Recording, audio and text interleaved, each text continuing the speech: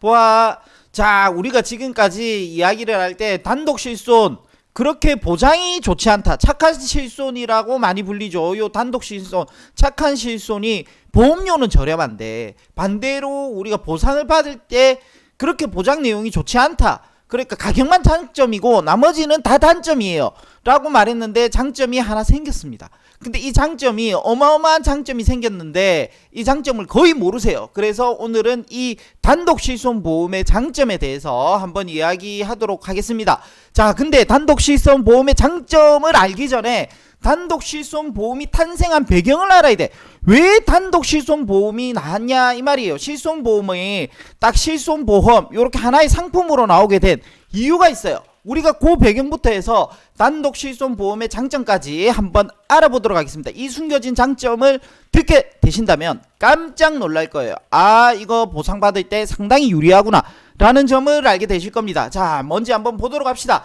자, 보통 우리가 과거에 말이죠. 이렇게 상담을 하다가 이분이 그렇게 이야기해요. 저는 실손 안 하면 있으면 돼요. 다른 보험은 굳이 그렇게 뭐 옛날에 있는 것도 있고 해서 필요 없고 선생님 실손 보험 하나 해주세요 라고 하는 거예요. 그럼 이분이 알겠습니다 하고 실손 보험을 뽑아가요. 근데 뽑아갔더니 실손 보험은 실손 보험이야. 근데 어떻게 됐어요? 땡땡 종합보험이라 해가지고 여기에 암 진단비 들어가고 암 수술비 들어가고 뇌혈관 질환 진단비 뭐 그러면서 이제 실손 입원 실손 통원 상해 이렇게 딱 들어가 있어요. 그랬더니 가격이 조금 올랐다는 거예요. 그러니까 나는 실손보험 고객은 실손보험을 이야기했는데 실손보험이 요 종합보험의 특약으로 있어요. 있는데도 불구하고 다른 것들이 같이 들어가 있어서 보험료가 많이 올랐다는 거예요. 즉 여기서 이 특약에서 저기에 들어가 있는 실손보험은 사실 15,000원 정도밖에 안 했어요. 우리가 나이에 따라 실손보험이 조금 틀리긴 하지만 어쨌든 15,000원에서 50,000원 선 아니란 말이에요. 젊으신 분이니까 15,000원이었단 말이에요. 사실 15,000원의 가입이 충분했던 게 그 설계사가 딱 뽑아갔더니 종합보험에 실손보험 특약이 들어가면서 85,000원을 뽑아온 거예요. 아니 나는 실손보험 15,000원짜리 하고 싶었는데 85,000원을 뽑아오더라는 거죠. 그래서 이게 단독 실손이 되니까 딱 그 실손보험 가입하고 싶어요 하니까 단독 실손 15,000원짜리가 될 수 있게 한 거예요.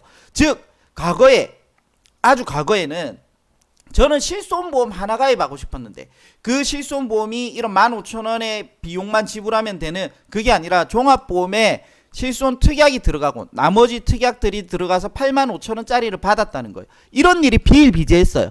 비일비재해서 이제는 아예 바뀌게 된 거죠. 왜? 근데 그러면은 단독 실손이 언제부터 나왔냐? 13년 4월부터 나왔어요. 단독 실손은.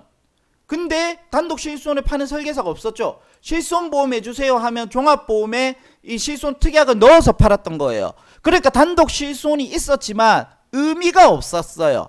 왜냐하면 다들 설계사분들이 그 종합보험 안에 다른 특약을 넣어서 실손보험을 팔았으니까요. 그래서 이거 완전히 그냥 그 소비자 입장에서는 눈탱이 맞는 기분이다. 단독 실손 하나 가입하려고 하는데 비용이 너무 많이 나간다는 거예요. 그래서 18년 4월 달에 실손은 무조건 18년 4월 달에 실손은 무조건 단독으로만 이제 종합보험에 특약이 못 들어가고 무조건 단독 실손으로만 해야 되는 거예요. 그래야 소비자가 눈탱이를 안 맞는다는 거죠. 그래서 단독 실손 보험이 탄생하게 된 이유가 여기 있습니다. 근데 이렇게 설명하다 보면 태아보험 때 그 고객님들이 많이 물어보세요. 왜 종합보험 따로 실손보험 따로냐고. 그러면은 이 배경에 대해서 설명을 해드리는 거예요. 자, 그래서 실손보험은 무조건 단독으로 나온 이유가 여기 있다는 거예요. 자, 그러면은 이 단독 실손보험은 18년 4월부터 무조건 팔게 되었죠. 자, 그러면은 17년 4월에 착한 실손이 나왔어요. 즉 착한 실손은 무조건 단독 실손이란 말이에요. 거의 다가. 그렇죠. 아닌 분도 있겠지만 18년 4월 이후에 가입하신 분은 무조건 단독 실손이죠. 근데 이게 보장이 13년 4월 이전 거에 비해서 그렇게 좋지가 않죠. 그리고 17년 4월 이전 거에 비해서도 그렇게 막 그 도수 치료나 이런 거에 비해서 MRI나 이런 게 본인 부담 비율이 많이 들어가죠. 자, 그래서 단독 실손 보장이 조금 별론데 이 저렴한 거 말고 장점이 없다 했는데 새로운 장점이 하나 생겼다는 거예요. 우리는 그걸 이야기해보자 이 말입니다. 자, 정말 숨겨진 장점. 가격 말고 가격은 너무 뻔하잖아. 저렴한 거. 이런 저렴한 장점을 이야기하려고 하는 보이TV가 아닙니다. 보이TV 퀄리티가 나름 있습니다. 자, 뭐냐? 보험업법이 바뀌었습니다. 보험업법이 어떻게 바뀌었냐?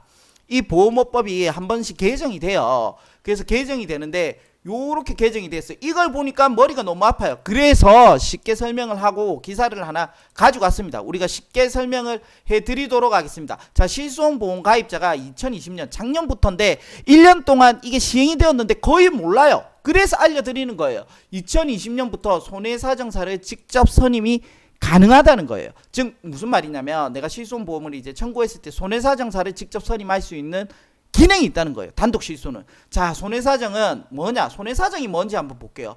실제 손해액을 보상하는 보험 상품이 대상이 되기 때문에 손해보험 상품, 재산보험 상품이 해당이 되어 이번 모범 규준을 실손보험에만 적용한다고 했어요. 손해사정사가 뭐냐면은 내가 보험금을 딱 청구했어요. 근데 보험회사가 여기서 이거 아닌 것 같아. 못 줘. 그렇게 했어요. 그럼 우리는 소비자 입장에서는 어떻게 해요? 손해사정사를 데리고 오는 거예요. 그래서 암진단금 5천만 원을 받아야 되는데 안 준다. 그럼 이 손해사정사분이 그럼 5천만 원에 10%, 5천만 원에 20%를 떼줘. 내가 대신 싸워줄게. 이게 손해사정사였어요. 그럼 회사에서 고용하는 요 보험회사에서 보내는 손해사정인은 틀리죠. 내가 고용한 손해사정인은 이거고 보험회사에서 보낸 손해사정인은 이제 안 주는 이유 혹시나 고지의무 위반을 했는지 아니면은 이 치료는 아니라는 건지 이런 것들을 하는 거죠. 자, 모분 규정에 보험가입자가 직접 손해사정사를 선임하는 절차와 요건 등이 담겼어요. 내 보험금을 단독 실손하시는 분이 딱 청구를 하면은 손해사정사를 선임하는 절차와 문자가 와요. 카톡으로. 그 온인데 우리가 너무 그게 복잡하니까 대충 읽어서 그렇지 자세히 읽어보면 그 내용이 있는 겁니다.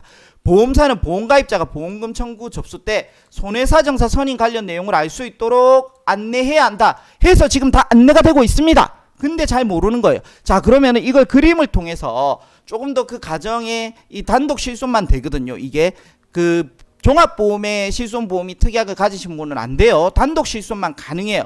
그래서 단독 실손보험의 장점, 숨겨진 장점 이거를 한번 쉽게 보도록 합시다. 자, 내가 아팠어요. 그래서 요 보험금을 딱 청구를 해요. 그럼 보험회사가 두 가지 액션을 취합니다. 돈을 바로 이렇게 해서 고객님한테 드리든가 아니면은 보험회사가 손해사정인을 불러서 요 분과 만나게 하는 거죠. 자, 보험회사는 손해사정인을 선임할지 돈을 바로 줄지 두 가지 중에 하나를 선택합니다.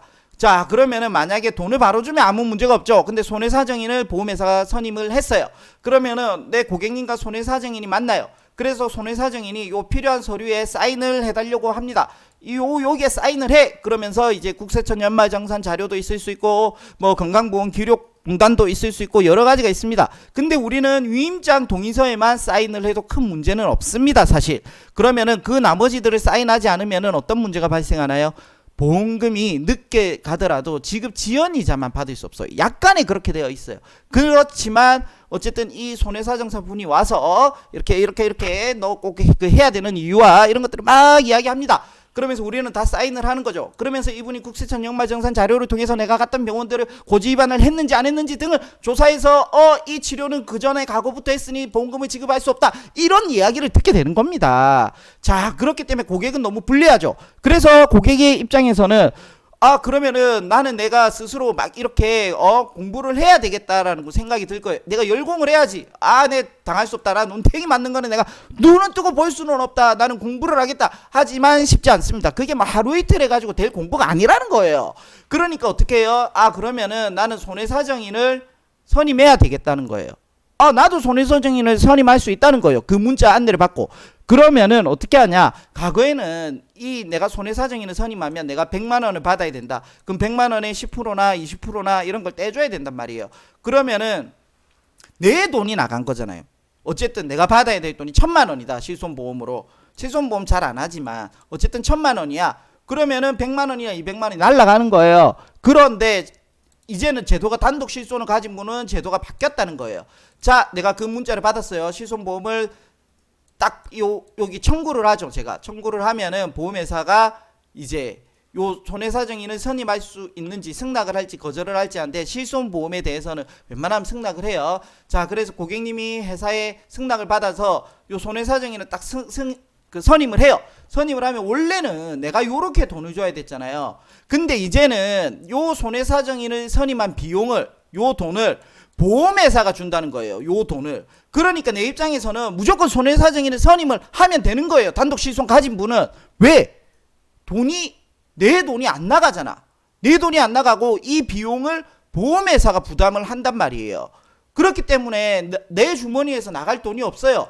그러니까 손해사정인을 한다고 하면 보험회사 입장에서는 이 손해사정인을 하세요 라고 하고 그 손해사정인의 비용은 보험회사가 지불을 한다는 거예요. 이건 단독실손만 지금 시범적으로 이루어지고 있는데 이게 생각보다 많이 홍보가 안 됐고 사람들이 잘 모르시는 분이 많다는 거예요. 그래서 이제는 단독실손 가지신 분은 뭔가 좀 애매하다, 청구를 하면서도 내가 혹시나 보험회사가 시비 걸 것 같다, 뭔가 아니면 조사자가 나한테 나올 것 같다 이러면은 저 이제 손해사정인 선임하겠습니다 라고 보험회사에 통보하면 보험회사가 알겠다 하고 그 비용은 보험회사가 손해사정인의 내가 그 영입한 비용은 보험회사가 지불하기 때문에 혹시나 보험 금액이 청구가 크거나 조사자가 나올 것 같다면은 과감하게 단독실손을 가진 장점이니까 단독실손이 가지고 있는 최고의 장점이에요. 종합보험에 있는 실손은 안 돼요. 그러니까 단독실손 보험을 가지고 있다면 무조건 이 기능을 활용하시면 좋겠다는 겁니다. 그래서 잘 모르시는 분들은 이 방송을 보시면은 내가 이런 혜택을 가지고 있으니 다음에 혹시나 청구할 일이 있으면 적극적으로 이용해야 되겠다. 그리고 좀 시간이 지나면은 이게 시범적으로 되는데 암이라든지 뇌혈관이라든지 다른 것들도 좀 점차 늘려 확대해 나갈 계획이라고 하니까 좀 빨리 좋은 제도가 정착이 되었으면 좋겠습니다. 이상입니다. 안녕.